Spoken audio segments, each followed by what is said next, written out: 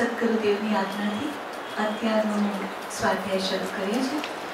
આજે 26 માર્ચ 2014 શાંતિનિકેતન અને અત્રે ઉપસ્થિત સર્વ સ્ત્રી દેહધારી આત્માઓને જય સદગુરુદેવ વંદન.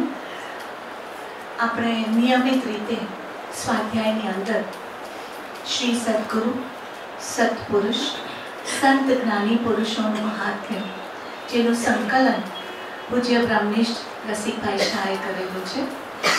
એનો જે બીજો વિભાગ છે એ બીજા વિભાગની અંદર પરમ પૂજ્ય બાપુજીના લખેલા હસ્તાક્ષર, એના સુવાક્યો છે અને એના ઉપર વિવેચન બ્રહ્મનિષ્ઠ રસિકભાઈ કરેલું છે. અને એની ઉપર આપણે વધુ સમજણ, કઈ રીતે આપણા જીવનની અંદર આપણે એને અમલમાં મૂકી શકીએ અને આપણા સ્ત્રી તરીકે કઈ પ્રકૃતિઓ આપણને નડે અને કઈ રીતે આપણા ગુણોને આપણે અધ્યાત્મ તરફ વાળી શકીએ, એ દ્રષ્ટિકોણથી દર મહિને આપણે નિયમિત આ સ્વાધ્યાયો કરીએ છીએ. તો હવે આજે 27મો પોઈન્ટ છે આ પુસ્તકમાંથી અને પાનું છે 89. અહીંયા પુસ્તક છે, કોઈને જોઈએ તો પેજ 89 અને વાક્ય છે 27મું. પરમ પૂજ્ય બાપુજી કહે છે કે આત્મા અમર છે તેવી સાચી સમજણ આવે તો અંદરથી ભય જાય. અત્યાર સુધીના સુવાક્યોનો આપણે વિચાર કરીએ તો આની પહેલા બાપુજીએ લખ્યું કે લોભી માણસને મોક્ષ માર્ગ અશક્ય છે. એની પહેલા કે સ્વાર્થ આંટો મારતો હોય, જેની નજર સ્વાર્થ પાછળ જ આંટા મારે તેને પરમાર્થ માર્ગનો દરવાજો બંધ રહે. ત્યાર એની પહેલા જ આપણે વિચાર કરીએ તો કે જ્યાં સુધી સંસારમાં મગજમાં સંસાર ભર્યો છે ત્યાં સુધી અંદરની મૂડીની ખબર નહીં પડે. આવી રીતે આપણને તૈયાર કરતા હતા બાપુજી. જેમ જેમ તૈયાર થયા હવે આત્મ સન્મુખ લઈ જાય છે. સંસારી ભાવો, બહિરાત્મ ભાવને છોડીએ આપણી અંદર જે કષાયજનિત પરિણામો છે, ક્રોધ, માન, માયા, લોભ, એ પરિણામોને મલ કરી આપણી ઇન્દ્રિયના વિષયો જે બહારમાં ભમે છે એને આપણે એનું દમન કરીએ, પછી આત્મ સન્મુખ થવાય. તો હવે બાપુજીએ કીધું કે આત્મા અમર છે તેવી સાચી સમજણ આવે તો અંદરથી ભય જાય. પાનું 89 અને 27મી કલમ. આત્મા એક દ્રવ્ય છે અને દ્રવ્યનો ક્યારેય નાશ થતો નથી. એ બ્રહ્મનિષ્ઠ રસિકભાઈ વિવેચનમાં શું લખે છે? આત્મા એક દ્રવ્ય છે અને દ્રવ્યનો ક્યારેય નાશ થતો નથી. તેથી દરેક દ્રવ્ય ત્રણેય કાળ રહેવાવાળા, તેમજ આત્મા પણ ત્રણેય કાળ રહેવાવાળો છે. તેથી તે અમર છે, તેનો નાશ ક્યારેય થઈ શકે નહીં. આ પ્રકારની સમજણ અંતઃકરણમાં સ્થિર થાય તો અંદરથી મૃત્યુનો ભય નાશ પામી જાય. એટલે આપણે આજના સ્વાધ્યાયની અંદર 3 શબ્દોનો વિચાર કરીએ. પહેલો આત્મા, બીજો એ અમર છે અને ત્રીજો કે એનાથી ભય અથવા મૃત્યુના ભયનો નાશ થાય છે. તો પહેલી વસ્તુ આત્મા છે. અહીંયા આપણે પરમ કૃપાળુદેવના 6 પદના પત્રનો સહારો લઈશું. ગયા વખતની શિબિરમાં 6 પદના પત્ર વિશે આપણે ઘણી બધી વિચારણા કરી. તો આમાં 2 પદો હશે, કારણ કે આત્મા છે અને આત્મા અમર છે. એટલે આત્મા છે અને આત્મા નિત્ય છે. આપણે બને એટલું ધીરજથી, સમજણથી આને સમજવાની કોશિશ કરીએ. કદાચ 1 નહીં ને 2 સ્વાધ્યાય થાય, પણ આપણે આ ભૂમિકાએ પહોંચ્યા જ છીએ. બાપુજી આપણને અહીં સુધી લઈ જ ગયા છે, તો પછી આપણે વ્યવસ્થિત એને સમજી અને આપણા જીવનની અંદર હવે પછી આ શરીર એ હું નથી, પણ હું અંદર બિરાજમાન ઝળહળતો આત્મા છું એવું મનથી દ્રઢ થઈ જવું જોઈએ. આ આપણો ધ્યેય છે, આ આપણો લક્ષ્ય છે. તો પહેલી વસ્તુ આત્મા છે. એનો રેફરન્સ ક્યાં મળશે? તો આપણે 6 પદના પત્રનો વિચાર કરીશું કે આત્મા કેવો છે. તો કે જે મારું પોતાનું સ્વરૂપ છે. એટલે આત્મા છે ની બદલે આપણે એમ કહી શકીએ હું આત્મા છું. પણ એક વખત ગોકુળભાઈએ કીધેલું પોતાના સ્વાધ્યાયમાં કે આ શરીરી ભાવ કરીએ છે ને એટલે આત્મા છું ની બદલે આત્મા છું થઈ જાય છે. પણ આપણે તો શરીરી ભાવને ગૌણ કરી અને હું આત્મા છું અસ્થિ પદની સમજણ લેવાની છે. તો ચૈતન્ય આત્મા કેવો છે? તો કે સહજ છે, એ સ્વતંત્ર છે, એ અનંત છે, એ સ્વાભાવિક છે, એ અવિનાશી છે. આ એના અલગ અલગ લક્ષણો છે. ચૈતન્ય એ જ આત્મા, ચિત્તી શક્તિનો પુંજ એટલે જ્ઞાન શક્તિનો પુંજ અથવા જ્ઞાન એ જ આત્મા, એ આત્મા છે. અને જે જ્ઞેય છે તે ચેતવના, જે જ્ઞેય છે, જે આત્માની સામે પદાર્થ આવે છે એને ચેતવનારો, એનું જ્ઞાન કરવા વાળો એ આત્મા છે.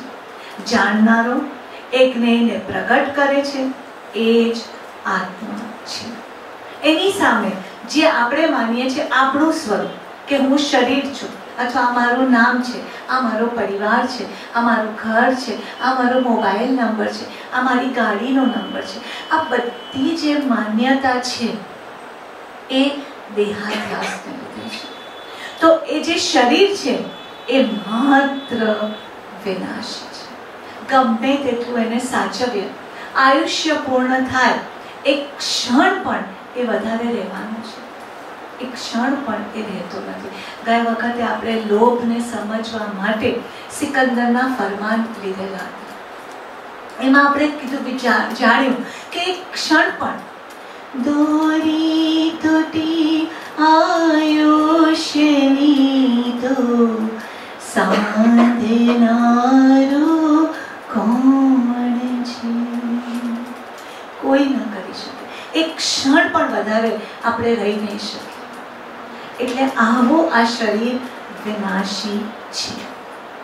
ત્યાર પછી એ અનિત્ય છે. એની અંદર સતતપણે ફેરફાર થયા કરે છે. આપણે વિચાર કરીએ, આપણો ચાઇલ્ડહુડનો ફોટો જોઈએ અને અત્યારે જોઈએ, એમાં ફરક છે કે નહીં?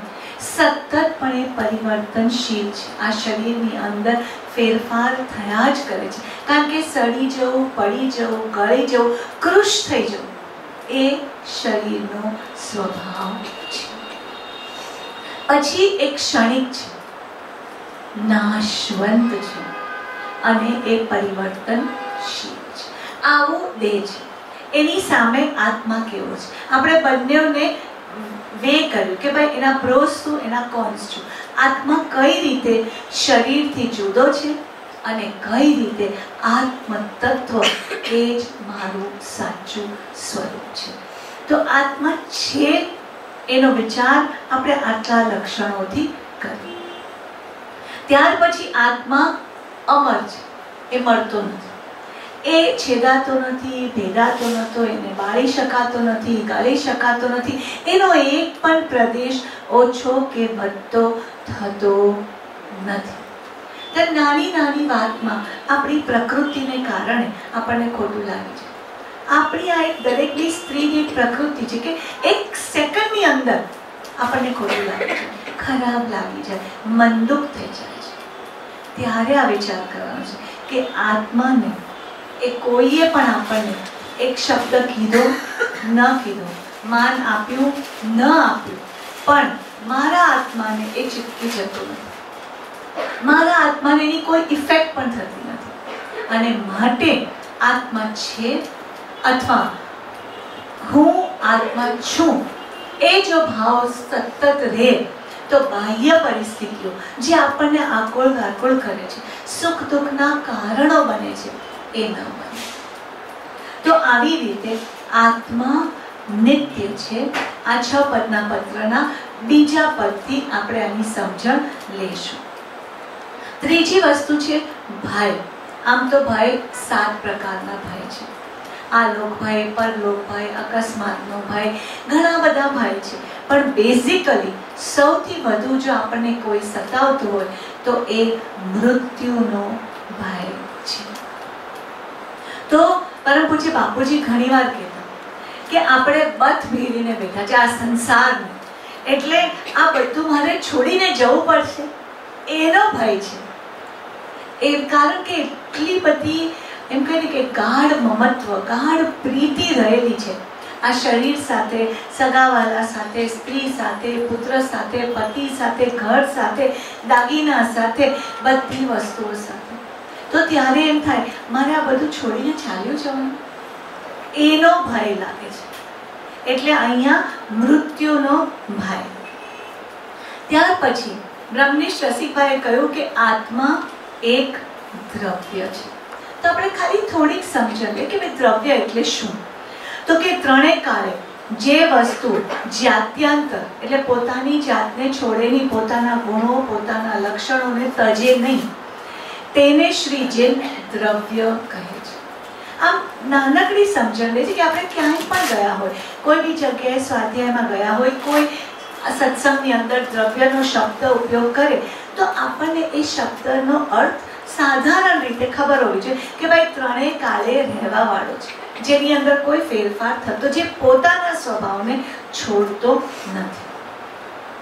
કોઈ પણ દ્રવ્ય પર પરિણમે નહીં. મીન્સ કે આત્મા છે તો એ પોતાનું જ્ઞાન કરવાનો સ્વભાવ છોડી દેતો નથી, અને બીજો સ્વભાવ શરીરનો જે સ્વભાવ છે એ સ્વભાવને એ અંગીકાર કરતો નથી. એવી જ રીતે શરીરનો જે સ્વભાવ છે એ પોતાનો સ્વભાવ છોડી અને કદી પણ જ્ઞાન કરી શકે નહીં. એટલે સ્વપણાનો ત્યાગ કરી શકે નહીં. એટલે ત્રણ વસ્તુનો આપણે વિચાર કર્યો કે દ્રવ્ય ત્રણેય કાળમાં જાત્યંતર થાય નહીં, કોઈ પણ દ્રવ્ય પર પરિણમે નહીં, પોતાના એટલે સ્વપણાનો ત્યાગ કરી શકે નહીં. જે ચેતન છે એ કોઈ દિવસ અચેતન અથવા જડ થાય નહીં, અને જે જડ છે એ કોઈ દિવસ ચેતન થાય નહીં. આવી રીતે આપણે વિચાર કર્યો કે જ્ઞાન એ આત્માનું લક્ષણ છે, જ્ઞાન કરવું એ આત્માનો સ્વભાવ છે. એવી જ રીતે શરીરનો સ્વભાવ છે સડી જવું, પડી જવું, ગળી જવું. આત્મા અરૂપી છે, શરીર રૂપી છે. આત્મા નિત્ય છે, કાયમ રહેવા વાળું છે, શરીરનો નાશ થઈ જાય છે. આવી રીતે આપણે શરીર અને આત્માનો વિચાર કર્યો. આમ તો 6 દ્રવ્ય છે, પણ આપણે તો બેઝિકલી જડ અને ચેતન બંનેનો જ વિચાર કરવાનો છે. ત્યાર પછી મૃત્યુના ભયની એક ખૂબ સુંદર લખાણ હતું. એ તો મને થયું કે આપણે વાંચીએ. આ દેહ અને ઇન્દ્રિય તે હું નથી.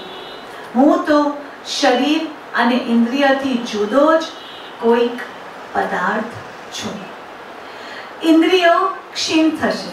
આપણે વિચાર કરીએ કે પહેલા આપણે જેટલું ફાસ્ટ ચાલી શકતા હતા એટલું હવે ચાલી શકીએ છીએ.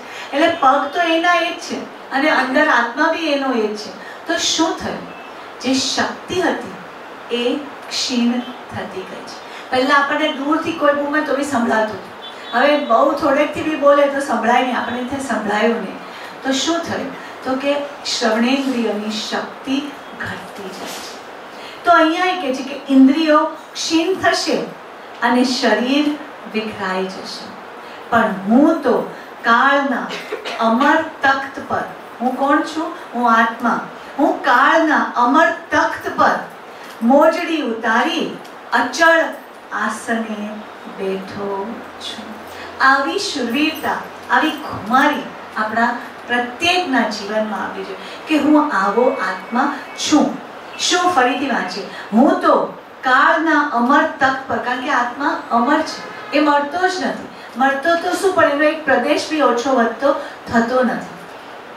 હું તો કાળના અમર તખ્ત પર મોજડી ઉતારી અચળ આસને બેઠો છું. મારો ક્યારેય વિનાશ થાય નહીં. આવી શક્તિ આપણી અંદર રહેલી છે. એટલે આ જે ભાવ છે એ શૂરવીરતાથી આપણે આપણું કાર્ય કરવાનું છે. આવી રીતે આપણે વિચાર કર્યો આત્માનું, આત્મા અમર છે એનું, અને આત્માને ભય શું કામ છે? તો કે શરીરી ભાવ છે એટલે મૃત્યુનો ભય છે. હવે આપણે 6 પદના પત્રનો વિચાર કરીએ. પ્રથમ પદ આત્મા છે. તો પરમ કૃપાળુદેવ લખે છે, જેમ ઘાટપટ આદિ પદાર્થો છે તેમ આત્મા પણ છે. અમુક ગુણ હોવાને લીધે જેમ ઘાટપટ આદિ હોવાનું પ્રમાણ છે તેમ સ્વ પર પ્રકાશક એવી ચૈતન્ય સત્તાનું પ્રત્યક્ષ ગુણ જેને વિશે છે એવો આત્મા હોવાનું પ્રમાણ છે. આ રીતે પરમ કૃપાળુદેવે આપણને બોધ આપ્યો કે આત્મા છે, જે મારું પોતાનું સ્વરૂપ છે. તો જે 6 પદ જેમાં સમ્યક દર્શન રહેલું છે તેનું પહેલું પદ આત્મા છે.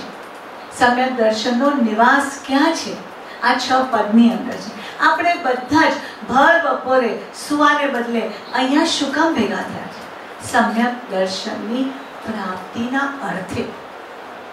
તો આ સમ્યક દર્શન ક્યાં રહેલું છે? તો કૃપાળુદેવ કહે છે કે આ 6 પદની અંદર રહેલું છે. હવે આ પદને સમજવા માટે, તેના અસ્થિ પદને સ્વીકારવા માટે પરમ કૃપાળુદેવે 2 પદાર્થ લીધા, 2 એક્ઝામ્પલ્સ આપણને આપ્યા. એક જીવ એટલે આત્મા અને એક અજીવ એટલે પૂતગલ. જેમ પ્રકાશને સમજવા અંધકારને સમજવો જરૂરી છે, અથવા અંધકારને સમજાવવા પ્રકાશ જરૂરી છે, તેમ જીવને સમજવા તેની અંતરમાં સ્થાપના કરવા અજીવને સમજવો જરૂરી બની જાય છે. અહીં પૂતગલના 2 દ્રષ્ટાંત, આ અજીવના અથવા પૂતગલના 2 દ્રષ્ટાંત પરમ કૃપાળુદેવે આપ્યા. એક ઘડો અને એક કપડું. બંને વસ્તુનો વિચાર કરીએ તો ઘડો સ્ત્રી જ ઉપયોગ કરે છે અને કપડાનો શોખ અથવા કપડાનો મોહ પણ સ્ત્રીને જ વધુ હોય છે. એટલે આપણી માટે આ બંને એક્ઝામ્પલ્સ બહુ જ અગત્યના છે. હવે આ 6 પદને સમજાવતા એમના બાપુજી શું લખે છે આપણે વિચાર કરીએ. બાપુજી કહે છે કે જેવો આ ઘટ એટલે ઘડો છે કે આ પટ એટલે કપડું છે, એ જેટલી સાચી વાત છે એટલી જ સાચી વાત છે કે આત્મા છે. આપણે પહેલા જ વિચાર કર્યો કે આત્મા અરૂપી છે, એ દેખાતો નથી. જો આત્મા દેખાતો હોત તો આપણે બધા મોક્ષે પહોંચી ગયા. પણ એની સામે આપણે વિચાર કર્યો પ્રતિપક્ષી કે જે જળ છે એ રૂપી પદાર્થ છે.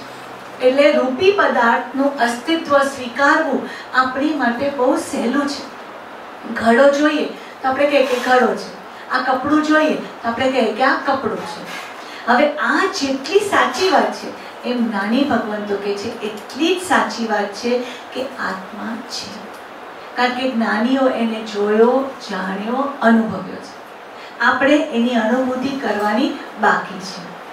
એટલે બાપુજી કહે છે કે એ જ ઘડો કે પટ એ જેટલી સાચી વાત છે તેટલી જ સાચી વાત છે કે આત્મા છે. ઘડો દેખાય છે માટે ઘડો છે, કપડું દેખાય છે માટે કહીએ છીએ કે કપડું છે. પરંતુ આત્મા દેખાતો નથી છતાં આત્મા છે. હવે જે દેખાતું નથી એને કેવી રીતે ઓળખવું? તો કહે છે કે જેમ ઘટપટ આદિને પોતાના અમુક ગુણ છે, જેમ કે ઘડો માટીનો હોય, એમાં પાણી ભરાય, એના ગુણ છે. એવી રીતે આત્માના ગુણ શું છે? તો કહે છે કે ઘણા ગુણો છે, પણ પ્રગટ સ્વ પર પ્રકાશક ગુણ છે. આવી રીતે બાપુજીએ શિક્ષામૃતની અંદર 6 પદના પત્રના પ્રથમ પદ આત્મા છે એનો અર્થ કરતા એની સમજણ આપણને આપી. આમાં મુખ્ય વાત એ છે કે જે દેખાતું નથી છતાં છે એવું આપણે માનવું પડે. સંસારમાં કેટલીય વસ્તુ એવી છે કે જે દેખાતી નથી છતાં આપણે ચોક્કસપણે માનીએ છીએ કે આ વસ્તુ છે. જેમ કે ઇલેક્ટ્રિસિટી. અત્યારે આપણે વિચાર કરીએ કે સ્વિચ ઓન કરી પંખો કે એસી કે લાઇટ ચાલુ છે, પણ એનો કરંટ એ દેખાય છે આપણને, પણ આપણે માનીએ છીએ ને કે ઇલેક્ટ્રિસિટી છે. ગઈકાલે રાતના અહીંયા ગઈ લાઇટ, તો આપણે શું કીધું? લાઇટ ગઈ એટલે હતી તો ગઈ ને, નહીં તો કેવી રીતે જાય? એટલે ઇલેક્ટ્રિસિટી ગઈ, આખા આ બાજુ સાઉથ બોમ્બે તરફથી ગઈ. તો જે વસ્તુ નથી છતાં, એટલે દેખાતી નથી છતાં આપણે એને એક્સેપ્ટ કરીએ છીએ. એવી રીતે રેડિયો વેવ્સ આપણે બધા જોઈએ છે, FM રેડિયો, રેડિયો મિર્ચી બધા, તો એ કેના ઉપર ચાલે છે? સાઉન્ડ વેવ્સ પર. તો એ વેવ્સ આપણને દેખાય છે, છતાં જ્યારે આપણે સાંભળીએ છીએ તો એ માન્યતા રાખીએ છીએ કે આ સાઉન્ડ વેવ્સ કે રેડિયો વેવ્સ છે. પછી આપણું નાક, આમ અરીસો ન હોય પણ અત્યારે આપણે જોયું તો આપણે આપણું નાક જોઈ શકીએ, પણ આપણે માનીએ છીએ ને કે આપણે બધાને નાક છે. આમ તો આપણે બધા નાકનું ટેરવું આમ જરાક કંઈ થાય ને તો એને ખોટું લાગે, આમ ઊંચું ને ઊંચું જ હોય આપણું બરાબર. તો નાક છે, દેખાતું નથી પણ છે. આપણી પીઠ એવી જ રીતે આપણે જોઈ નથી શકતા, પણ આપણે બધા નથી કે મારી કમર જરાક ઊંચું નીચું બેસવાનું થઈ જાય, મારી કમર દુખે છે. તો પીઠ છે, દેખાતી નથી પણ એને આપણે અનુભવી શકીએ છીએ. ઝાડના મૂળિયા, રૂટ્સ, એ ઉપર દેખાય છે પણ ઝાડ છે તો રૂટ્સ, મૂળિયા છે તો ઝાડ છે ને, તો એના મૂળિયા દેખાય છે. તો આવી રીતે આપણે માનીએ છીએ. એમ ઇનફેક્ટ જેટલું મોટું ઝાડ આપણે કહીએ કે એના ઊંડા, વધુ ઊંડા એના રૂટ્સ હશે. દૂધમાં પાણી, આવી રીતે અનેક વસ્તુ એવી છે કે જે દેખાતી નથી છતાં આપણે એનો સ્વીકાર કરીએ છીએ. આત્માના ગુણ ધર્મ તરફ આપણે ફરીથી વળીએ. આટલા 2 એક્ઝામ્પલ્સો કૃપાળુદેવે આપ્યા, બીજા થોડાક આપણે સ્વવિચારણા કરીએ.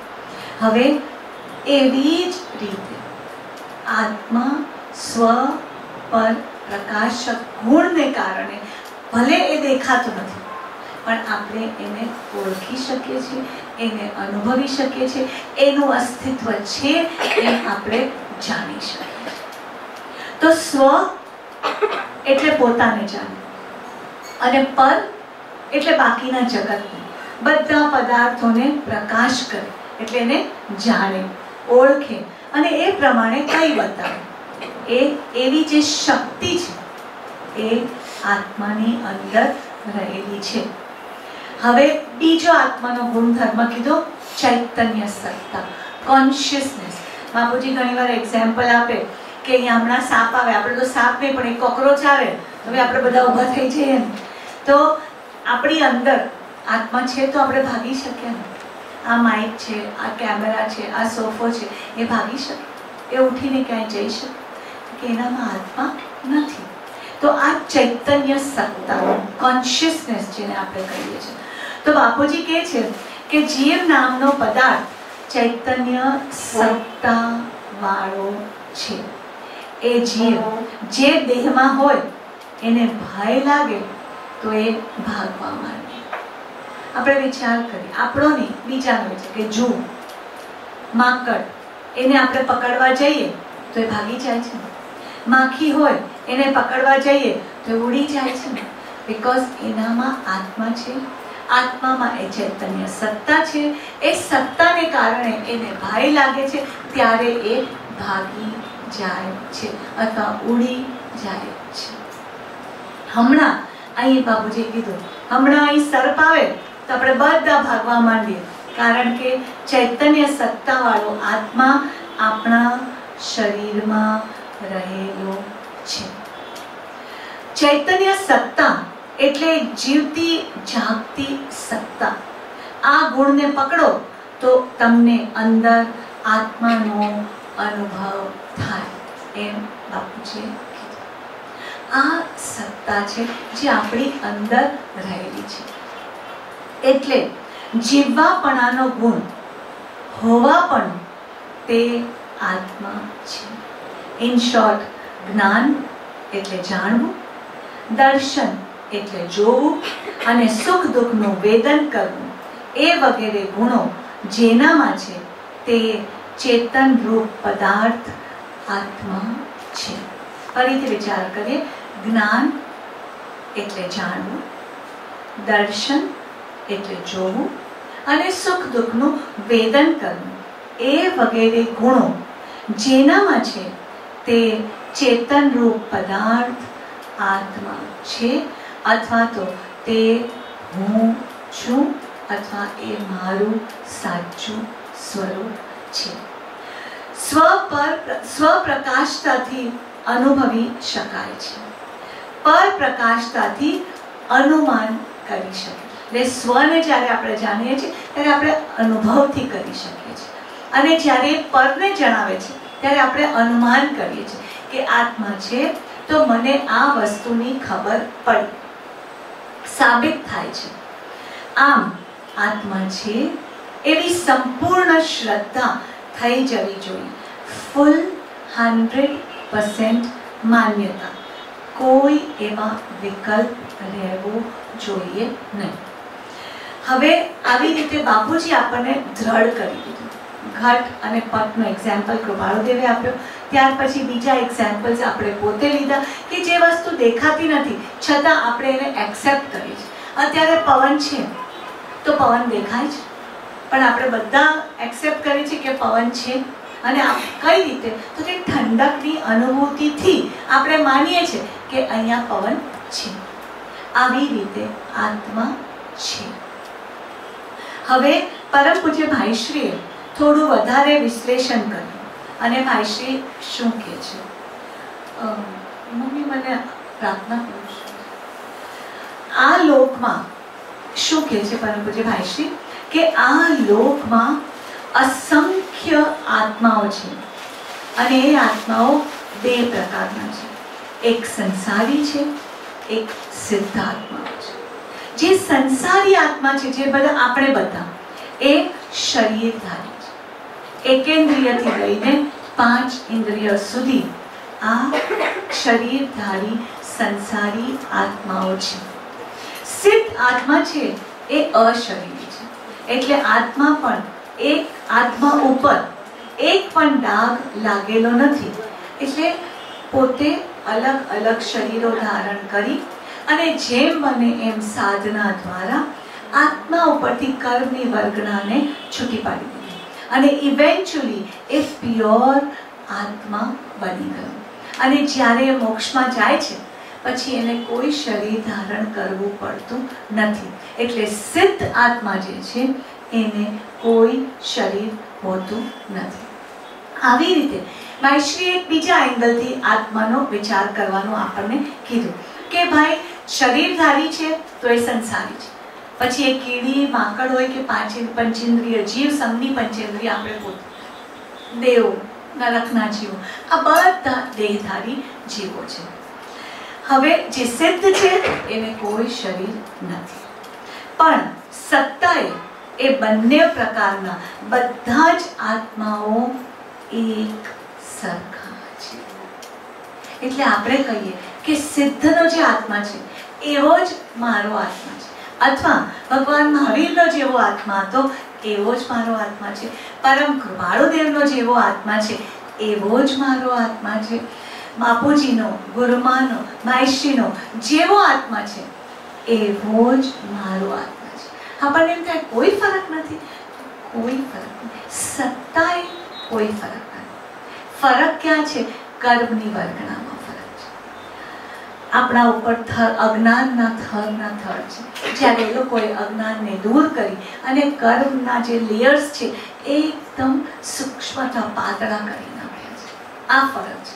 એટલે જેટલો પાતળા કર્મ એટલું બધું પદાર્થ આપણને વિશુદ્ધ અથવા પ્યોર દેખાય. એક અરીસો છે અથવા આપણા ઘરમાં ટેલિવિઝન છે. ટેલિવિઝન પર ધૂળ હોય તો એ વસ્તુ કેટલી ધૂંધળી દેખાય આપણને. પણ એ ધૂળ ન લાગેલી હોય તો આપણે કેટલું ક્લિયરલી એને જોઈ શકીએ.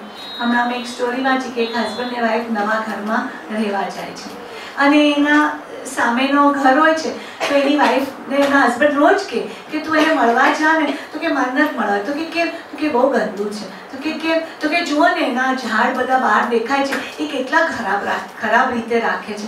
પછી કે જુઓ ને એને બહાર નીકળી તો એના કપડાં બી કેટલા ખરાબ દેખાય છે, મેલા લાગે છે. મને 2-3 દિવસથી બધું એ કમ્પ્લેન કરે આમ છે આમ છે.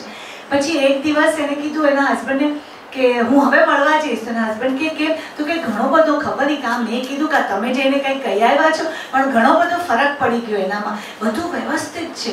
તો એના હસબન્ડ કે કેમ? તો કે જુઓ ને. તો એના હસબન્ડ કે આપણા ઘરનો જે કાચ હતો ને એ મેં આજે સાફ કરી નાખ્યો. એટલે જેટલો સાફ ક્લિયર હોય એટલું આપણું વિઝન ક્લિયર. એટલે એનામાં કોઈ પ્રોબ્લેમ નહોતો, પ્રોબ્લેમ કાચમાં હતો. હવે આવું આપણું આત્માનું છે કે જો આત્મા ઉપર કર્મ ઓછા છે તો વિશુદ્ધ દેખાય, જ્ઞાન વિશુદ્ધ રીતે આપણે કરી શકીએ. અને જો એના ઉપર થરના થર છે તો આપણે એને પ્રાપ્ત કરવામાં આપણને વાર લાગશે. એટલે આવી રીતે ભાઈશ્રીએ કીધું કે સત્તાએ આપણે બધા સેમ છે. જેટલા ગુણો એમના આત્માના છે, ભગવાનના કે કૃપાળુદેવના કે ગુરુવર્યોના, એટલા જ ગુણો આપણી અંદર પણ રહેલા છે. હવે શું કે છે? સત્તાએ બંને પ્રકારના બધા જ આત્માઓ એક સરખા છે, અજર, અમર, અવિનાશી. મારો આત્મા પણ એવો જ છે, ભગવાનનો આત્મા પણ એવો જ છે. હવે તદ ઉપરાંત આ 6 પદની સમજણ માટે પરમ પૂજ્ય ભાઈશ્રીએ આત્મસિદ્ધિની કડીઓનો આધાર લીધો અને એ કડીઓનો આધાર લઈ અને ભાઈશ્રી શું કહે છે આપણને? હવે સૌ પ્રથમ જે કડી એમણે લીધી એ 49મી કડી લીધી એમણે. 49 શું કહે છે? આપણે બધા જ સાથે આ કડીઓ ગાઈએ તો આપણો ભાવ એમાં રહે, આપણને સમજણ પડે. ને બીજી વખત જ્યારે બી આત્મા છે એવો ભાવ દ્રઢ કરવો છે ત્યારે આપણે આ કડીનો આધાર લઈ શકીએ.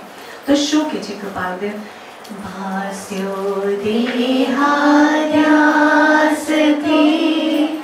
આત્મા દેહ સમાન પણ તે બંને છે પ્રગટ લક્ષણેમાં.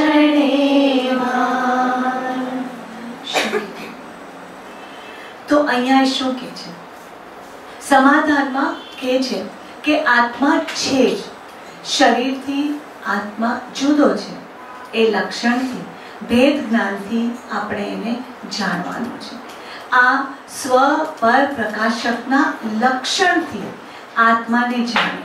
કારણ કે આખા લોકના 6 દ્રવ્યમાં જ્ઞાન માત્ર આત્મ દ્રવ્યમાં જ છે. એટલે આવી રીતે આપણે વિચાર કરીએ કે પરમ પૂજ્ય ભાઈશ્રીએ શું કીધું કે આપણને દેહાધ્યાસ છે એટલે આપણને એમ થાય છે કે આત્મા અને દેહ એક જ સરખા છે. પણ એના જ્ઞાન એના લક્ષણ અને એના ગુણ એ જુદા જુદા છે. જેમ જ્ઞાન છે એ આત્માનો ગુણ છે અને ઉપયોગ એ આત્માનું લક્ષણ છે. આવી રીતે એ જ્ઞાન ગુણ અથવા ઉપયોગ લક્ષણ શરીરમાં નથી, કોઈ પણ જળ પદાર્થમાં એ નથી. એટલે આવી રીતે આપણે એને ભેદ જ્ઞાનથી જુદો કરવાનો છે. એટલે અહીંયા ભાઈશ્રીએ કીધું કે આપણે કયા લક્ષણથી? તો કે સ્વ પર પ્રકાશકના લક્ષણથી આત્માને જુદો શરીરથી કરીએ કે એ સ્વને બી જાણે છે અને પરને પણ જાણે છે. ત્યાર પછી એના પછીની ગાથા ભાસ્યો દેહાદ્યાસતિ આત્મા દેહ સમાન પણ તે બંને ભિન્ન છે જેમ અસીને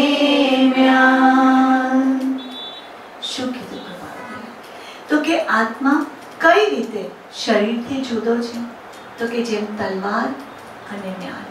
બહારથી આપણને મ્યાન લટકતી હોય તો આપણને એક જ લાગે ને, પણ અંદર તલવાર રહેલી છે. આપણે બહાર કાઢીએ તો તલવાર બી જુદી લાગે અને મ્યાન બી જુદી લાગે. તો આવા એક્ઝામ્પલથી આ ભેદના કે શરીરની અંદર આત્મા રહેલો છે. બહારથી ખાલી શરીર દેખાય છે. જેમ બહારથી તલવારની મ્યાન દેખાય એમ બહારથી મારું શરીર દેખાય છે, પણ મ્યાનની અંદર તલવાર રહેલી છે. એવી જ રીતે આ શરીરની અંદર આત્મ તત્વ રહેલું છે, જે મારું સાચું સ્વરૂપ છે. તો પહેલા એના લક્ષણથી ભેદ જ્ઞાન કર્યું. બીજું એક્ઝામ્પલ આપ્યું કે એવું બની શકે કે બાહ્યથી વસ્તુ દેખાય અને અંદરની વસ્તુ ન દેખાય, પણ અંદર એ વસ્તુ રહેલી છે. ત્યાર પછી 51 થી 55 ગાથા સુધી ભાઈશ્રી કહે છે કે લક્ષણથી પ્રમાણથી આત્માને આપણે જુદો પાડવાનો છે. તો આપણે આ પાંચેય ગાથા સાથે પહેલા ગાઈ લઈએ અને પછી એના ઉપર આપણે વિચાર કરીએ.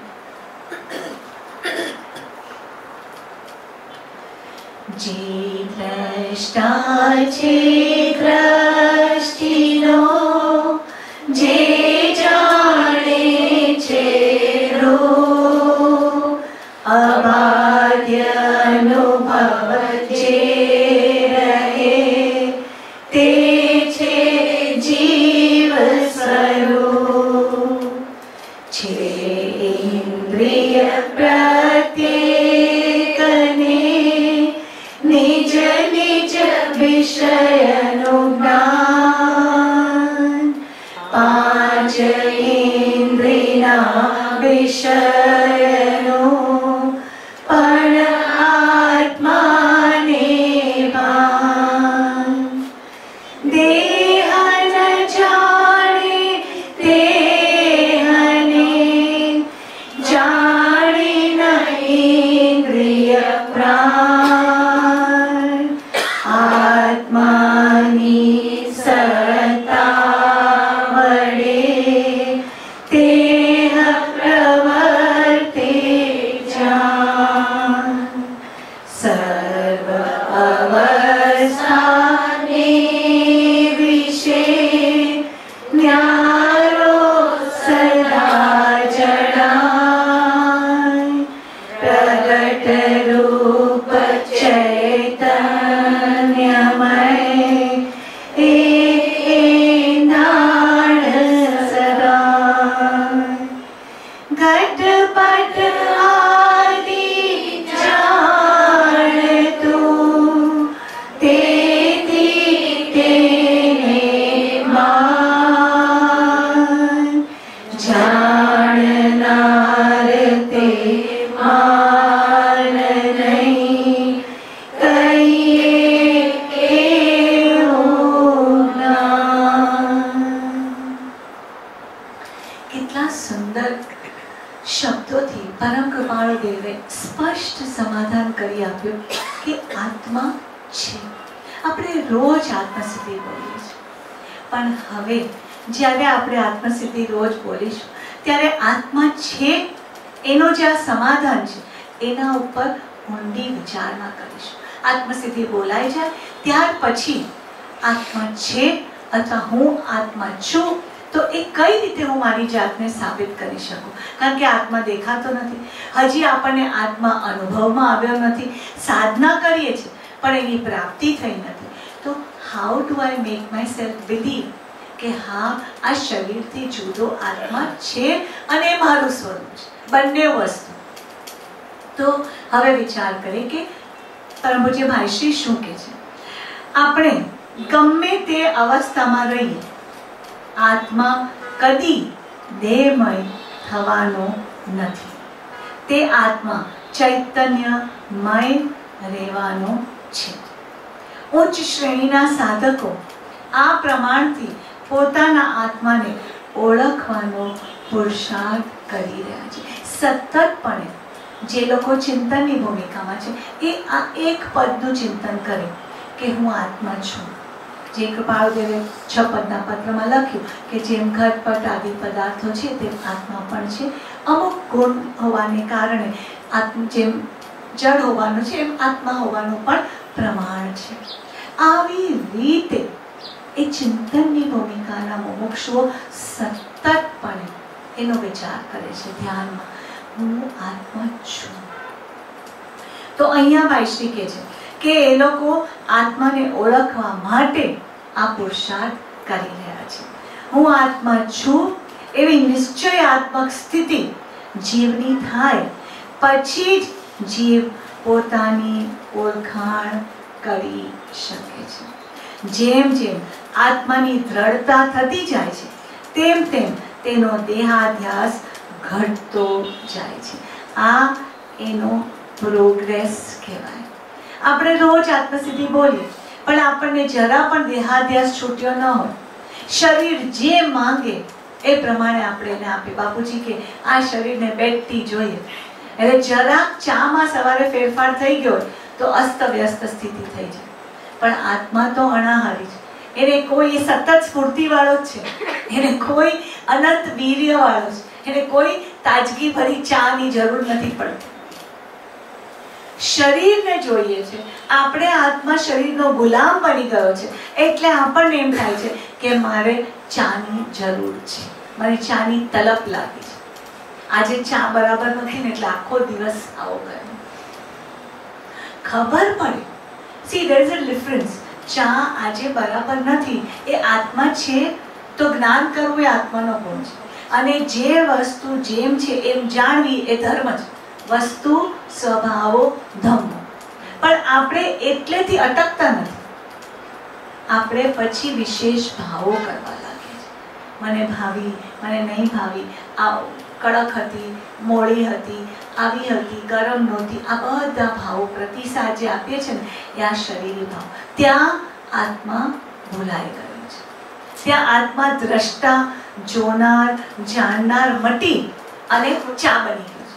જેમ કૃપાળુદેવ કે ટોપી આત્મા બની ગયો, કારણ કે એ મય આપણે થઈ જાય છે. એટલે આપણું અસ્તિત્વ ભૂલી અને ચામય આપણો આત્મા બની જાય છે. પણ હવે વિચારે, હવે રાજા જેવો આત્મા અને એને આવા 2% ચા જેવો બનાવી દેવો છે. આ આપણી સમજણ જો છે તો ભાઈશ્રીએ કીધું કે જો દેહાધ્યાસ ઓછો થાય તો એ આપણી પ્રગતિ છે કે આત્મા છે એની સમજણ આપણે લીધી. હવે આવી રીતે શું કીધું કૃપાળુદેવે કે જે દ્રષ્ટા છે, દ્રષ્ટિ જે પણ મારી સામે આવે છે એનો જોનાર કોણ છે? આત્મા છે. આત્મા છે તો આપણે જોઈ શકીએ છીએ. નેત્રો છે પણ આત્મા ન હોય તો જોઈ શકીએ. હમણાં 2 મિનિટ પહેલા શરીરમાંથી આત્મા નીકળી ગયો અને એ શવ પડ્યું છે. એને આંખો છે, કદાચ આંખો ખુલ્લી પણ છે, પણ એ આપણને જોઈ શકે છે. કારણ કે એમાં જે દ્રષ્ટિ જોનાર હતો એ નીકળી ગયો છે. એટલે જે દ્રષ્ટા હતો દ્રષ્ટિનો, હવે એ જ રૂપને જાણી શકે છે. અંદર આત્મા છે, આંખો છે, એ ઇન્દ્રિય દ્વારા આપણે રૂપને જોઈ શકીએ છીએ. હવે એ અબાધ્ય, હું ચિત્ત નથી, મન નથી, બુદ્ધિ નથી, અહંકાર નથી, એમ છૂટું છૂટું પાડતા ઇન્દ્રિય નથી, આમ છૂટું છૂટું પાડતા જે અબાધ્ય રહે છે એ જીવ સ્વરૂપ છે, જેમાં કોઈ બાધા આવતી નથી. તો આવો હું આત્મા છું. પછી ઇન્દ્રિય પ્રત્યેકને છે. આપણે 5 ઇન્દ્રિય છે, લગભગ અહીંયા બેઠેલા બધાને 5 ઇન્દ્રિયો છે. આંખથી જોવું, કાનથી સાંભળવું, નાકથી સૂંઘવું, સ્પર્શ કરવો, જીભથી રસ લેવો અથવા બોલવું. છે ઇન્દ્રિય પ્રત્યેકને નિજ નિજ વિષયનું જ્ઞાન. 5 ઇન્દ્રિયના વિષયનું, પણ એ 5 ઇન્દ્રિયના વિષયનું જ્ઞાન અથવા ભાન આત્માને છે. આંખ છે તો એ સાંભળવાનું કામ કરી શકે, એ એનું એકનું જ કામ કરી શકે. આત્મા છે તો આ ઇન્દ્રિયો દ્વારા આપણે બાહ્ય જગતની અંદર કાર્યશીલ છે. માટે બાપુજી એમ કહેતા કે આ 5 ઇન્દ્રિયો છે ટોર્ચ લાઇટની જેમ છે. એ એમ કહે છે કે જુઓ હું અહીંયા બેઠો છું, એટલે શું કરવાનું પ્રેક્ટિકલી આપણે વિચાર કરીએ કે આપણે આંખથી અહીંયા સ્વાધ્યાયમાં આવ્યા અને આપણને એમ થાય કે આનો ડ્રેસ બહુ સારો છે. આંખ હતી, આત્મા હતું, એટલે આપણે જોયું કે ફલાણો ડ્રેસ બહુ સારો છે. હવે આપણે શરીરી ભાવ કરીએ અથવા જળનો ભાવ છે તો એ ડ્રેસ મય થઈ જાય. તમે ક્યાંથી લીધું, કેટલાનું લીધું, ક્યાં મળે, મારી માટે બી લઈ આવજો, આ બધા ભાવો આપણા ચાલુ થઈ જાય. એટલે આત્મા વિસરાય છે. આપણે વિચાર કરવાનો છે કે જે ડ્રેસ મને આંખેથી દેખાયો છે એ ડ્રેસમાં કોઈ શક્તિ છે જાણવાની કે હું સારો છું? કારણ કે એ જળ છે, એ કપડું છે, એ સુંદર છે એવું એ જાણતું નથી.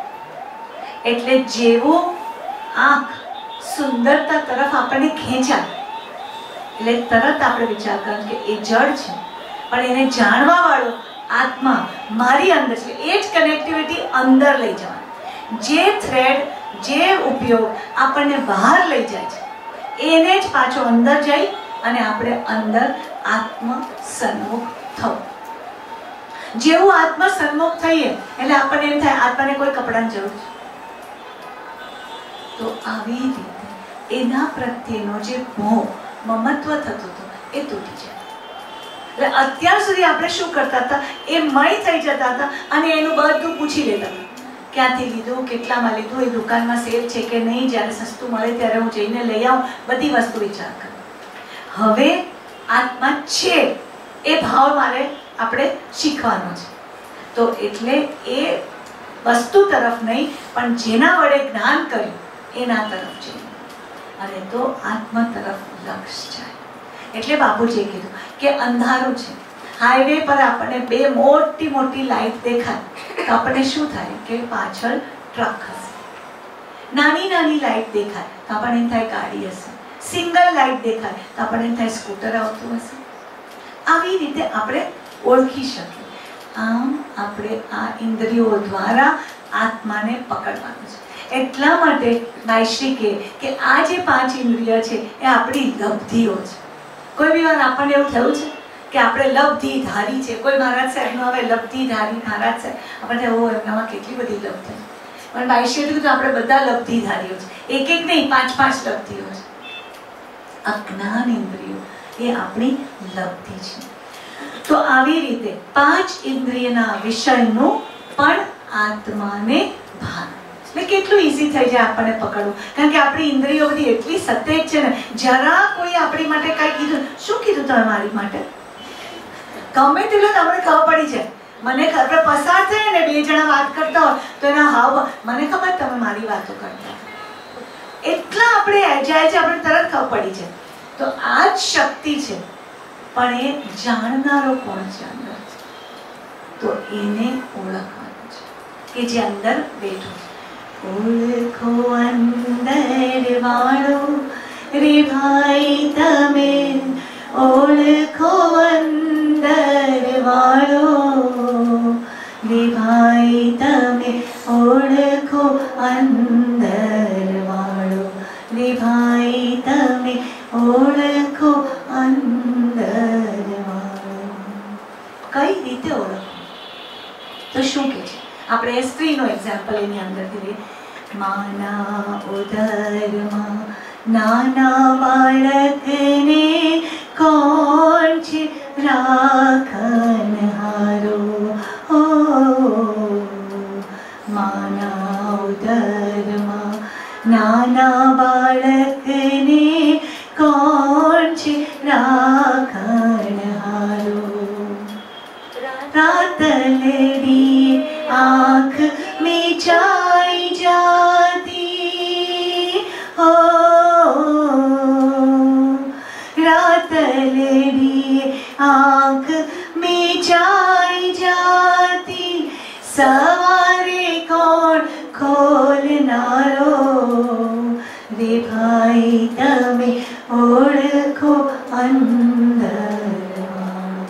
આવી રીતે ઓળખવાનું કે માના આપણા બધા જેને જેને જન્મ આપ્યો છે બાળકને, જ્યારે એના ઉદરમાં એ માના ઉદરમાં નાના બાળકને કોણ રાખનાર છે? તો આ અંદરથી વિચાર કરવાનો છે. આપણે કેટલી વાર છાપામાં વાંચીએ છીએ કે સૂઈ ગયા, સવારે ઉઠ્યા જ નહીં. શું થયું? કે અંદર આત્મા હતો, એ ચાલ્યો ગયો, તો એ સવારે ઉઠ્યા નહીં. આપણી અંદર આત્મા છે એટલે સવારે આંખ ખુલે છે અને આપણે પાછા કામે લાગી જઈએ છીએ. તો જ્યારે આંખ ખોલે છે ત્યારે વિચાર કરો, અંદર આત્મા છે ને મારું આજના દિવસનું કર્તવ્ય છે કે મારે આત્મ સન્મુખ થવું. કરવું બધું, શરીર છે એટલે એને નવડાવવું પડે, બ્રશ કરવું પડે, ખવડાવવું પડે, સુવડાવવું પડે, બધું કરવું પડે, પણ આત્મ સન્મુખ બની અને આપણે કરીએ. કારણ કે આજે આપણે આત્મા છે એ અસ્થિ પદનો સ્વીકાર કરીએ છીએ. અને બાપુજી, માયશ્રી અને કૃપાળુદેવના વચનોના આધારે જે જ્ઞાનીએ આત્મા જોયો, જાણ્યો, અનુભવ્યો અને પછી આપણને કીધું છે, પછી આપણને એના પર કેટલી શ્રદ્ધા છે. તો આ રીતે આપણે આગળ એનો વિચાર કરીએ. પછી શું કહે છે? દેહ ન જાણે તે, આ શરીર નથી જાણતું, જાણે ન ઇન્દ્રિય પ્રાણ, આત્માની સત્તા વડે દેહ પ્રવર્ત. આ ઇન્દ્રિય, આ પ્રાણ, આ બધું કોના કારણે છે? તો કે અંદર આત્મા છે તો ધબક ધબક ધબક ધબક આપણું હાર્ટ ધબકે છે. આત્મા છે તો આપણે બધી ઇન્દ્રિયો દ્વારા કાર્ય કરી શકીએ છીએ. એટલે જ્યારે બી રસોઈ કરતી વખત કોઈ આપણને કહે સાંજે કે આજે શાક બહુ સારું બને, એટલે તરત આપણી ભીતર અહમ આવે છે. ત્યારે આપણે વિચાર કરવાનો છે કે હું આત્મા છું. એ આત્માનો ઉપયોગ એવી રીતે મેં લગાવ્યો કે શાક બરાબર સરસ બને. જો જરાક ઉપયોગ બીજે હોત તો શાક બરાબર બની શકે. જરાક આપણે કોઈ બીજું કાર્ય કરવા ગયા અને ગેસ પર ચા મૂકી તો શું થઈ જવાનું? ઉભરાઈ જવાનું. આપણે ધ્યાન નહીં રાખ્યું. તો આપણે કોઈ પણ વસ્તુ કરતી વખતે આત્મ સન્મુખ થવાનું છે. એટલે શું થાય? પેલું નહીં તો અહમ, જોયું મેં શાક બહુ સારું બન્યું, અને પછી આવી બીજા બધા જમવા બેસે, શાક કેવું લાગ્યું, શાક કેવું લાગ્યું? કારણ કે આપણને એમ થાય કે બહુ સારું હતું. હવે આનાથી શું થાય? અહમ પોષાય, નવા કર્મોનું બંધન થાય, ફરી જન્મ મરણ, ફરી સ્ત્રી ધારણ, ફરી રસોડાની અંદર જ એની અંદર જ આપણે રચ્યા પચ્યા રહીએ. પણ આપણા માથે સદગુરુ છે એટલે બધા દ્રષ્ટાંતો દ્વારા એ આત્મ સન્મુખ આપણને બનાવે છે. અને કેટલું ઈઝી છે. આપણે જે કાર્ય કરતા હોય છે એ બધા કાર્યમાં રૂટ કોઝ તરફ જવું. આત્મા છે તો આ બધું થાય છે. એટલે જેવું આત્મા છે એ તરફ જઈએ એટલે કર્મનું બંધન સ્ટોપ થઈ જાય, ઇન્ક્લુડિંગ કશાય જનિત પરિણામો આવે. અને જો આત્માને યાદ કરીએ તો એટલો વખત એ મંદ થઈ જાય અને થોડોક સમય પસાર થઈ જાય ને પછી એ બધું ભૂલાઈ જાય. આપણે કોઈ બી વસ્તુમાં એટલો બધો ગુસ્સો આવ્યો હોય પણ એ હોય જ નહીં આપણી સામે, તો બાય ધ ટાઈમ એ રાતના આવે ત્યાં સુધીમાં આપણો અડધો ઉભરો તો શાંત થઈ ગયો. પછી આપણે બોલીએ, કહીએ પણ એ માઇલ્ડ થઈ ગયું. આવી રીતે આપણે આત્મ સન્મુખ થવાનું છે.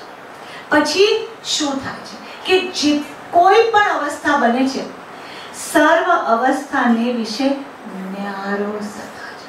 એ કશામાં ભળી નથી. એ પોતાનું, આપણે કીધું ને કે સ્વપણું, પોતાનું અસ્તિત્વ છોડી અને ક્યાંય જતો નથી, કશામાં ભળી જતો. એ ખાલી જુએ છે, જાણે છે, વિટનેસ છે, સાક્ષી છે, ઓબ્ઝર્વર છે, ન્યારો છે, જુદો રહે છે. શરીરના, બાપુજી કહેતા કે માથાના વાળથી પગના નખ સુધી આત્મા રહેલો છે. માયશ્રી જે એકાંત મૌન શિબિર કરે એમાં બરાબર એક્સપેરિમેન્ટ દ્વારા પ્રયોગશીલ રીતે આપણને બતાવે કે કઈ રીતે સ્ફટિકના પ્રતિમાજીની અંદર આત્મા રહેલું છે. એવી રીતે એટલે સ્ફટિકના પ્રતિમાજીની અંદર લાઇટ, અને એવી જ રીતે આપણા શરીરમાં આત્મા રહેલો છે, છતાં એ શરીરથી જુદો છે. વાય? બીકોઝ શરીરનો નાશ થઈ જાય છે ત્યારે આત્માનો નાશ થતો નથી. હવે એ પ્રગટ રૂપ કઈ રીતે જોવું, કયું એનું એંધાણ, એનું એ કઈ રીતે આપણે એને પકડવું? તો કે ચૈતન્ય. જે બાપુજીએ કીધું કે આપણી અંદર ચૈતન્ય સત્તા છે. વિક્રમ ઘણી વખત ગાય કે રામ હતા તો કે ઠુમક ઠુમક ઠુમક ઠુમક ચલત રામ પ્રભુ પ્યારે. આપણા ઘરોમાં બી નાનું બાળક ચાલતું એના ચૈતન્યનો થનગનાટ આપણે જોઈ શકીએ. કેટલી સ્ફૂર્તિ છે એનામાં. જ્યારે આપણે અહીંયાથી ત્યાં દોડતો જોઈએ, જાણવાની ઇંતેજારી, પ્રશ્નો પૂછે, એ જેટલી વસ્તુ કરે છે એમાં એનું ચૈતન્ય ઝળકે છે. તો જો એના દેહ તરફ ન જાય, એ મારો પુત્ર છે એ મોહ ન કરી અને એની ભીતર કેવો ચૈતન્યાત્મક આત્મા છે એ તરફ લક્ષ્ય કર્યું તો કર્મનું બી બંધન નથી થતું અને આત્મ સન્મુખ થઈ શકે છે. એટલે મોહનું બંધન આવી રીતે તૂટી શકે. એટલે કાર્ય બધું કરીએ પણ મોહ કર્મ આપણને લાગે નહીં. પછી શું કે છે? ઘટ પટ આદિ જાણત, તેથી તેને માન. હવે જાણનારો જે છે એ કઈ માન કરતો નથી. તો આ કેવું કહીએ, કેવું જ્ઞાન. કૃપાળુદેવ કહે છે કે આપણે બુદ્ધિશાળી કહેવાય કે શું કહેવાય?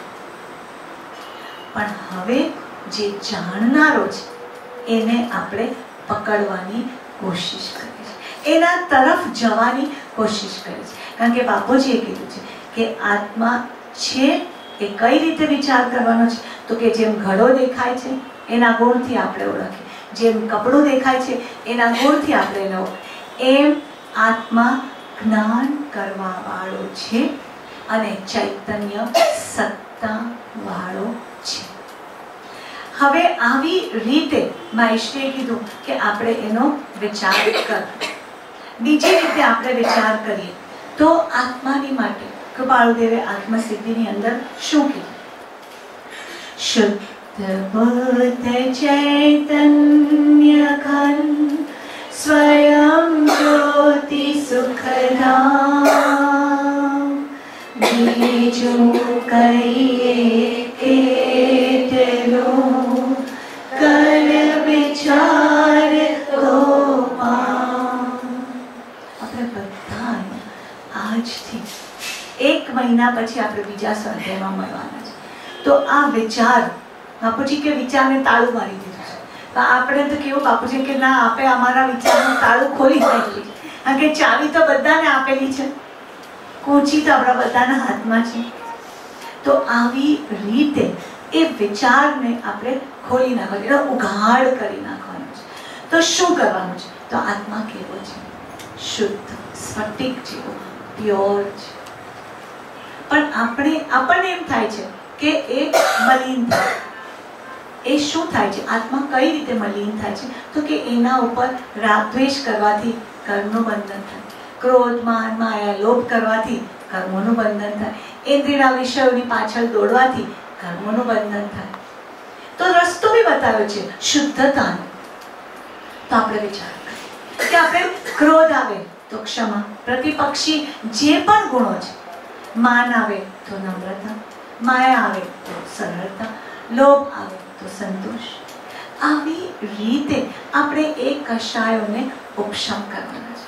આપણા જીવનની અંદર વૈરાગ્ય ભાવ આવે તો એ ઇન્દ્રિયના સુખની ક્ષણિકતા તરફ આપણે વિચાર કરવાનો છે. જો ક્ષણિકતા તરફ વિચાર કરીએ તો આપણે તરત થાય કે કૃપાળુદેવે કીધું, શું રાજી જ્યાં ક્ષણનો પ્રસંગ. તો આપણને એમ થાય કે આવી ક્ષણિક બાબતોમાં શું રાચવું? અને રાગ કેસરી એ આપણો સૌથી મોટામાં મોટો દુશ્મન. તો વિવેકથી આપણે એને જીતવાનું છે કે આ રાગ કરવાથી મને શું ફાયદો, શું કેટલો વખત એ રાગ કરવાથી મને સુખ મળવાનું છે. અને એની સામે રાગ છે તો દ્વેષ છે, રાગ નથી તો દ્વેષ થતો નથી. અને ઉપશમ ભાવ કરવાથી દ્વેષને બી આપણે જીતી શકીએ છીએ. પણ રાગને જીત્યો તો બધી વસ્તુ આપણે જીતી શકીએ છીએ. તો આવી રીતે આપણી પ્રકૃતિ છે. મોહ કર, પ્રીતિ કર, તરત જ આપણે કોઈની સાથે અટેચ થઈ જઈશ. જરા કોઈક મળ્યું, 4-5 વખત મળ્યા, આપણે એની સાથે અટેચ થઈ જઈશ, આપણને રાગ થઈ જાય. પણ આપણે યાદ રાખવાનું છે કે આપણે બધા અહીંયા મળ્યા છીએ, એ સમય થશે એટલે વિખરી જવાના છે. પંખીનો મેળો છે. તો આવી રીતે શું કામ આપણે આ રાગ ભાવ કે મારાપણાનો ભાવ કરવો? જો એ ન કરી આ બધી વસ્તુમાં ચેકિંગ રાખીએ ને તો આત્મા ઉપરથી કર્મ વિશુદ્ધ થતા જશે અને આત્માનો જે શુદ્ધ સ્વભાવ છે એ સ્વભાવ પ્રકટ થશે. આવો આપણો આત્મા છે અને ચૈતન્ય ઘન. ફરી ફરીને આ ચૈતન્ય સત્તા ઉપર આપણે આવીએ છીએ. તો આવી રીતે એ સ્વયં જ્યોતિ છે, એ સ્વયં પ્રકાશિત છે. એને પ્રકાશ કરવા માટે કોઈ દીવો, કોઈ ઇલેક્ટ્રિસિટી, કોઈ લાઇટ, કોઈ સૂર્યના પ્રકાશની જરૂર નથી. આત્મા પોતે સ્વ અને પરનો પ્રકાશ કરવા વાળો અને મોસ્ટ ઇમ્પોર્ટન્ટ સુખનું ધામ છે. અનંત સુખ ક્યાંય રહેલું નથી, માત્ર અને માત્ર આત્મામાં રહેલું છે. આ સુખ સુધી આપણે પહોંચવાનું છે અને માટે એનો વિચાર કરવાનો છે. કારણ કે આપણે જે વસ્તુમાં આપણને સુખ મળે, જે વ્યક્તિમાંથી આપણને સુખ મળે છે, જે પરિસ્થિતિઓમાંથી આપણને સુખ મળે છે, સતત એનો વિચાર કરે છે. કોઈ આપણને કેવું નથી પડતું. આપણે અહીંયા બેઠા ને આપણો ટાઈમ થાય એટલે આપણને યાદ આવશે કે ભાઈ મારો બાળક સ્કૂલથી આવી ગયો તો એને મારે શું જમવાનું બનાવવાનું, મારા હસબન્ડ આવી જશે તો મારે શું કરવાનું. કંઈ કોઈએ કેવું પડે છે કે તું વિચાર કરજે ઘરે શું કરવાનું છે. આપણે જે વસ્તુમાં રાગ છે, રસ છે, રુચિ છે એ ઓટોમેટિક યાદ આવી જાય છે. કારણ કે ત્યાં આપણે સુખની માન્યતા છે. સુખ નથી, સુખનો આભાસ છે. કારણ કે સુખ હોય તો એ જરાક મોડો આવ્યો તો આપણે ધમકાવી નથી નાખતા અને કેટલો આપણને આકુલતા વ્યાકુલતા થઈ જાય. 1 કલાક સુધી તને ખબર છે હું તારી રાહ જોતી. હવે એ જ બાળકમાંથી સુખ મળતું હતું તો એ આકુલતાનું નિમિત્ત બની ગયું, વ્યાકુલતાનું નિમિત્ત બની ગયું. આવી રીતે કારણ કે ત્યાં સુખ છે જ નહીં, ખોટે ખોટું આપણે ત્યાં શોધીએ છીએ. તો આવી રીતે સુખ ક્યાં છે એ આપણને ખબર છે, આપણી પાસે છે. આપણાથી તલવાર પણ આત્મા દૂર નથી. એટલે કૃપાળુદેવે કીધું એ સુખનું ધામ છે. અને પછી કૃપાળુદેવ કે હવે બીજું શું કહું? આપણે વિચાર કરીએ તો આપણે એને પામી શકીએ. કૃપાળુદેવ બરાબર આપણને ચીમકી આપે, વધારે તને શું કહું, તું વિચાર કર. એટલે આપણે બધાએ વિચાર કરવાનો છે. પછી આપણને જે આત્માના લક્ષણો બનારસીદાસજી કીધા, સમતા રમતા ઉરધતા નાયકતા સુખભાસ વેદકતા ચૈતન્યતા એ સબ જીવ વિલાસ. આ બધા આત્માના લક્ષણ છે. આત્મા આવો છે. એટલે આવી રીતે જો આ લક્ષણોનો બી વિચાર કરીએ, શોર્ટમાં આપણે વિચાર કરીએ કે સમતા એટલે ત્રણેય કાળ આત્માના પ્રદેશો સમરી છે. અહીંયા સમતા એટલે સમભાવ નથી. અહીંયા સમતા એ આત્માનું લક્ષણ છે કે આત્માના જેટલા પ્રદેશો છે એમાં એક પણ ઓછો કે વધતો થતો નથી. આવું મારું સ્વરૂપ છે. રમતા, રમણીયતા, સુંદરતા ક્યાંય બી કોઈની નહીં, આપણે પોતાનો જ વિચાર કરીએ. નીકળતા ઘરથી નીકળતા પહેલા અરીસામાં જો કેવું સરસ બધું બરાબર વ્યવસ્થિત છે, ટીપટાપ કરીને. તો એ આત્મા છે તો ખબર પડે ને, આત્મા ન હોય તો ખબર પડે. તો આત્માના રમણીયતાના ગુણને કારણે આપણને આ સુંદરતા જણાય છે. કોઈ બી જગ્યાએ બહાર ગયા, ઝાડ, પાન, પક્ષી, કોઈ પણ વસ્તુની અંદર જ્યારે સુંદરતા દેખાય છે એનામાં બી આત્મા છે. સપોઝ ગુલાબનું સરસ મજાનું ફૂલ, એની સુગંધ એટલી ફાઇન, એ શું કામ છે? એની અંદર આત્મા છે. જેવો આત્મા નીકળી જાય તો એ જ ફૂલ કરમાઈ જાય છે, એ જ ફૂલથી સુગંધ નીકળી જાય છે. તો એની અંદર આત્મા છે તો એ રમણીય લાગે છે. મારી અંદર આત્મા છે તો હું એની રમણીયતાને જોઈ શકું છું. બંને રીતે આપણે રમણીયતા લક્ષણનો વિચાર કરી શકીએ. પછી ઉરધતા, આત્મા છે તો આ બધું છે, નહીં તો આપ મોએ ડૂબ ગઈ દુનિયા. એક વખત આત્મા આ શરીરમાંથી નીકળી ગયો પછી વોટ ઇઝ હેપનિંગ? કાઢો કાઢો રે ને સૌ કહે, એ જાણે જન્મ્યો જનો તો જી. આવું છે. જે આપણને એટલું પ્રિય છતાં તરત જ ફોન આવે ક્યારે કાઢી જવાનું. આવું આપણું રિયલ સ્વરૂપ છે. આવું આપણે કેટલી વાર જોયું, જાણ્યું, છતાં આપણે લક્ષ્ય નથી લીધું. આ મોહ શું કરાવે છે? માયાનું સામ્રાજ્ય ભાઈ કે આપણા બધા ઉપર લાગુ પડી ગયું છે. પણ હવે આ આત્માના ઉદ્ધતતાનું લક્ષણ આત્મા છે. ફર્સ્ટ આત્મા, ધેન એવરીથિંગ. એટલે સવારથી ઉઠીએ જેટલી વખત કોઈ પણ વસ્તુનું જાણ કરી, કોઈ પણ અનુભૂતિ થાય આપણને, એટલે તરત જ વિચારો આત્મા છે તો I can experience this, otherwise I can not. એટલે આત્મા છે. ત્યાર પછી જ્ઞાયક. આ બહુ સારો ગુણ છે, કારણ કે આ લક્ષણથી આત્માને આપણે પકડી શકીએ છીએ. જ્ઞાન કરવું, સતત આપણે જ્ઞાન કરીએ છીએ. એટલે જેવું આપણે જ્ઞાન કરીએ છીએ તરત જ આપણે આત્માના આ જ્ઞાયકતાના લક્ષણ દ્વારા આત્માને પકડવું, એને ઓળખવું, એને અનુભવવું. પછી આવે છે સુખભાસ. આપણને જ્યારે જ્યારે સુખની લાગણીની અનુભૂતિ થાય છે ત્યારે આપણે સુખમાં છકી નથી. તરત જ વિચાર કરો કે આત્મા છે. આત્મામાં સુખભાસ નામનું લક્ષણ છે, માટે સુખનું વેદન હું કરી શકું છું. શરીરમાંથી આત્મા નીકળી ગયો અને એને બરફ પર મૂકો તો એને કોઈ વેદન થાય છે. હાશ, આટલી ગરમીમાં મને ઠંડક લાગી એવું અનુભૂતિ એને થઈ શકે. ઘણા લોકો પછી મોઢું ખોલી અને અંદર ગંગાજળ નાખે તો શું એ શરીર ગંગાજળની અનુભૂતિ કરી શકે છે? જે સુખ અનુભવવા વાળો અંદર પદાર્થ હતો એ તો નીકળી ગયો. એ મારું સ્વરૂપ છે. એટલે જ્યારે જ્યારે પણ સુખની અનુભૂતિ થાય છે, સુખનું વેદન થાય છે, ડઝન્ટ મેટર, મોમેન્ટરીલી આપણે એમાં ભળી જાય, કાંઈ વાંધો નહીં. આપણે સારું ખાધું અને આપણને થાય મને બહુ ભાવ્યું અને એના કારણે મારી જીવવા ઇન્દ્રિયને સુખની અનુભૂતિ થઈ. ડઝન્ટ મેટર, અનાદિની ટેવ છે. તરત થોડીક વાર પછી વિચાર કરો, આત્મામાં સુખભાસ નામનું લક્ષણ છે તો મેં આ સુખની અનુભૂતિ કરી. એટલે જે પેલો ભાવ કરેલો ને એને કાઉન્ટર આપણે ભાવ ઊભો કરી દીધો.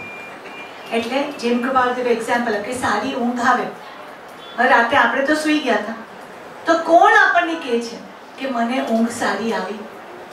ઉઠીને આપણે નથી કહેતા ઊંઘ સારી આવી. કોણ કહે છે? સુખભાસ નામનું લક્ષણ આત્મામાં છે. આત્મા આ શરીરની અંદર જાગતો છે, એ સૂઈ નથી ગયો, એ જાગતો બેઠો છે. એટલે આપણને સવારે કહી શકે છે. એટલે ઓળખો અંદર વાળો કે સવારે કોણ ખોલનાર. પછી શું કે છે? વેદકતા. આવી જ રીતે દુઃખની અનુભૂતિ થાય છે. કાંઈક વાગ્યું શરીરમાં, બધા અત્યારે અમુક ઉંમર થાય એટલે કંઈ ને કાંઈ આમ કંઈ ને અંગો શરીરમાંથી કાંઈ ને કાંઈ દુખતું જ હોય. એ પૂછો ને તો કાંઈ ને કાંઈ દુખે છે. પગ દુખે છે, કમર દુખે છે, માથું દુખે છે, કાંઈ ને કાંઈ થતું જ હોય. કોઈ અહીંયા એવું નહીં કે હા મારું બધું સ્વસ્થ છે. તો આ દુઃખનું વેદન આત્મા છે તો થાય છે. આત્મા નીકળી જાય તો એ શરીરને કોઈ વેદન, અગ્નિમાં બાળી નાખો તો એને કાંઈ દુઃખનું વેદન થતું નથી કેવું. અને જરાક આપણને કાંઈક અડી ગઈ, એક તવી અડી ગઈ, ગરમ ગ્લાસ અડી ગયો, જરાક વરાળ માઇક્રોવેવમાંથી બહાર કાઢવા ગયા તો કેવું થાય છે. તો જ્યારે અનુભૂતિ થાય છે ત્યારે કોઈના ઉપર ગરમ હતું ને મને કીધું નહીં તો ગરમ છે હું દાજી ગઈ, અનાયાસે એવું થઈ જાય છે. હવે એ થઈ ગયું વાંધો નહીં, તરત જ વિચારો આત્મામાં વેદકતા નામનું લક્ષણ છે એટલે મને આ દુઃખનું વેદન થાય છે. જો આ ભાવ રહેશે ને તો કોઈ બી પૂછે તો આપણે એમ જ કહીશું કે કોઈ દિવસ ભાઈશ્રી એમ કીધું છે કે મને સારું નથી? હેવ વી એવર હર્ડ કે ગુરુમાના શરીરમાં તો એટલા બધા રોગ હતા તો ગુરુમાએ કોઈ દિવસ એમ નથી કીધું કે મને સારું નથી? આપણે પૂછ કરીએ તો પછી કાંઈક કે બહુ કીધું તો ભાઈશ્રી કદાચ એમ નજીકનું કોઈ હોય તો એને એમ કે હા, એ બી આપણે પૂછીએ ત્યારે ભાઈશ્રી આપને મજા નથી? પહેલા તો એવું જ કે બધું બરાબર છે. કારણ કે એ તરફ એ લોકોનું લક્ષ્ય છે, દેહનો અધ્યાસ જ ઓછો થઈ ગયો. પણ છતાં આત્મા છે એટલે દુઃખનું વેદન થાય છે, પૂર્વ કર્મ છે. તો ભાઈશીને બી માથું છે ને કદાચ આપણે બધા બહાર ગયા અહીંથી તડકામાં જાય તો કદાચ માથું દુખે, પણ એમનો લક્ષ્ય આત્મસંયોગ છે, આપણું લક્ષ્ય શરીર સંયોગ છે. બટ નાવ જ્યારે આપણે બાપુજીના આ વાક્ય પર આવ્યા જ છીએ તો આટલી બધા એક્ઝામ્પલ્સ, આટલો બધો વિચાર શું કામ કરીએ? કારણ કે આમાંથી જે યાદ આવે, જે એક્ઝામ્પલ જ્યારે યાદ આવે ત્યારે આપણો ધ્યેય એક જ છે કે આત્મ સન્મુખ રહેવું છે, કમ વોટ મે. પછી જે એક્ઝામ્પલ આવે તો આવી રીતે એ વેદ હતા, પછી ચૈતન્યતા. એ તો આપણે વિચાર કર્યો કે ચૈતન્યતા એ સબ જીવ, આ બધા જીવના લક્ષણો છે. આવી રીતે આપણે આત્માને પકડવાનો છે.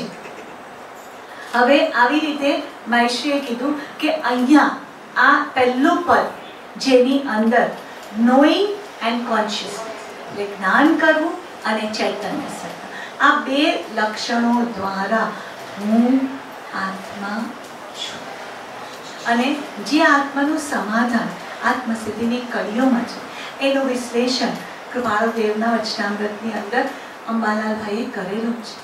એટલે આપણે એનો પણ વિચાર કરી અને આપણે કોઈ પણ રીતે every day till we don't meet next time, હું આત્મા છું, આટલો વિચાર દિવસના જેટલી વાર બને એટલી વાર આપણે કરવાની કોશિશ કરીએ. આપણે સતતપણે મન નવરું પડે, કુકર મૂક્યું અને વી આર વેઇટિંગ કે કુકર થાય પછી તો વઘાર થાય ત્યાં સુધી તો રાહ જોવાની છે, તો હું આત્મા છું. આપણે લોટ બાંધીએ છીએ તો બાંધતી વખતે બીજું તો કાંઈ કરવાનું નથી, તો મન સતત હું આત્મા છું, હું આત્મા છું એમ કહી શકે. ચા ગેસ પર કરવા મૂકી છે, હજી એ ઉકળે, પછી ચા નાખશું, પછી ગાળશું, તો ત્યાં સુધી હું આત્મા છું, હું આત્મા છું. આપણે આ રીતે મનને અધ્યાત્મમય અથવા આત્મમય રાખવાની કોશિશ કરીએ. આવી રીતે અહીંયા આજે આપણે આ પહેલું પદ કે આત્મા છું, આ રીતે આપણે એનો વિચાર કરીએ. હવે સ્વાધ્યાય શરૂ કરતા પહેલા સ્તુતિ કરવાની રહી ગઈ હતી આજે, તો આપણે અત્યારે પહેલા સ્તુતિ કરી લઈએ, પછી દુલારીબેન એક પદ લેશે, પછી આપણે સ્વાધ્યાયની પૂર્ણાવૃત્તિ કરીશું.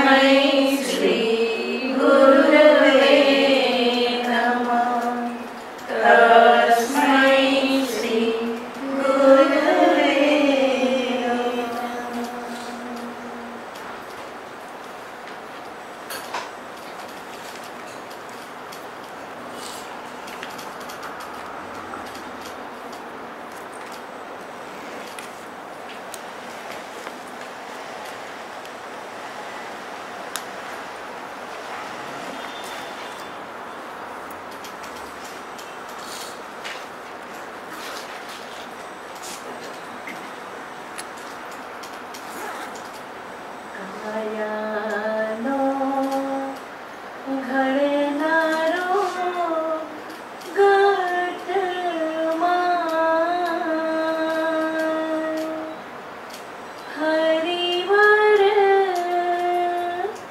कोई थी जानियो नव जा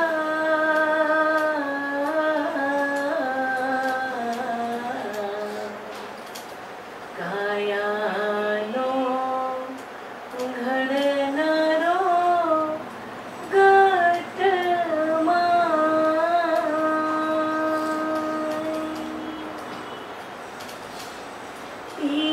कोने तोरो जाणनारो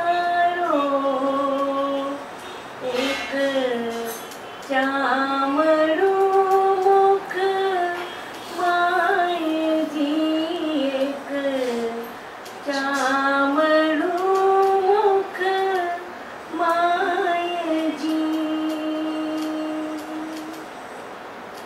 होठ चेटा होय तो एक शब्द ना बोलाय जी एक शब्द ना बोलाय जी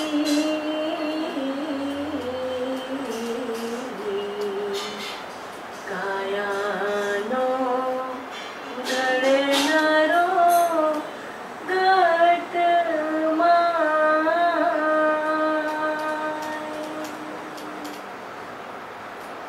तरस लागे तर पड़े ने कोण भूख्यो खाय जी कहो कोण भूख्यो खाय जी